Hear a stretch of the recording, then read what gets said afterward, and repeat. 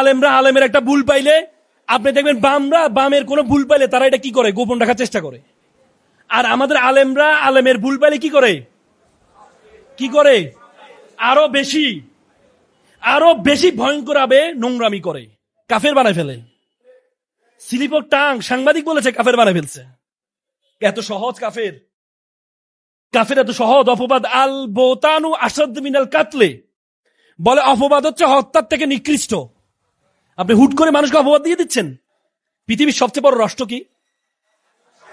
Russia একটা মহাদেশের সমান। রাশিয়া পৃথিবীর জমির 1/8 রাশিয়ার নিজের একার। পৃথিবীর জমির 1/8। আর আমাদের বাংলাদেশের কত গুণ বড় জানেন? 110 গুণ বড়। রাশিয়ার স্থায়ী কোল্ড ওয়ারের মাধ্যমে রাশিয়াকে পতন করে কে? আমেরিকা। 1991 সালে সোভিয়েত ইউনিয়নের পতনের মাধ্যমে। যখন সোভিয়েত ইউনিয়ন পতন হয় তখন আমেরিকার সবাই আনন্দ করছিল, পৃথিবীর সবচেয়ে বড় রাষ্ট্রকে আমরা কি করেছি? পতন করেছি।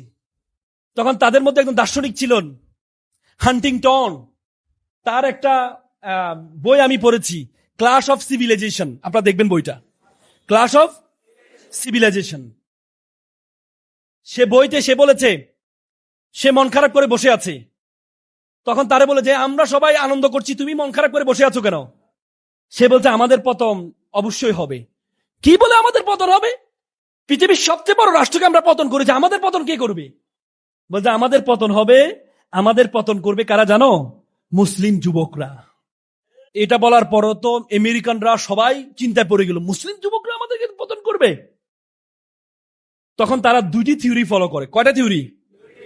একটা হচ্ছে কাঁটা দিয়ে কাটা ফোয়া, আর একটা হচ্ছে মুসলিম যুবকদের নৈতিকতা নষ্ট করে দেওয়া। 2টি জিনিস থিওরি অবলম্বন করে। প্রথম থিওরি, তারা মুসলিম রাষ্ট্রগুলো থেকে ইন্টারনেটকে অ্যাভেলেবল করে দিয়েছে। আপনারা জানেন পৃথিবীর সবচেয়ে বেশি ব্রাউজ পর্নোগ্রাফি যে সাইটগুলো আছে, ফর্ন সাইটগুলো আছে, সবচেয়ে বেশি ব্রাউজের যে 10টি দেশ আছে তার মধ্যে 8টি দেশ হচ্ছে মুসলিম দেশ। তার মধ্যে প্রথম দেশ হচ্ছে পাকিস্তান। আমি আর বললাম না কোন কোন দেশ। এ পর্নকে, ইন্টারনেটকে তারা অ্যাভেলেবল করে দিয়েছে পুরো পৃথিবীতে।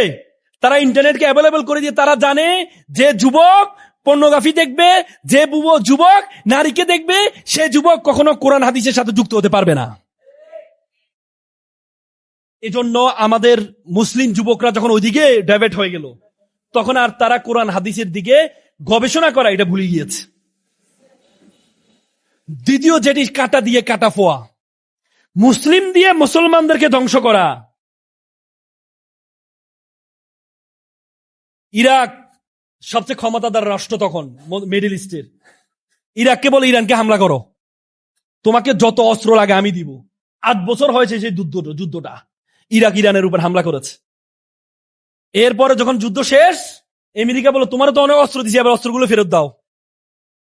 এবার আমেরিকা আক্রমণ করলো কার উপরে? ইরাকের উপরে। ইরাককে শেষ করে দিল।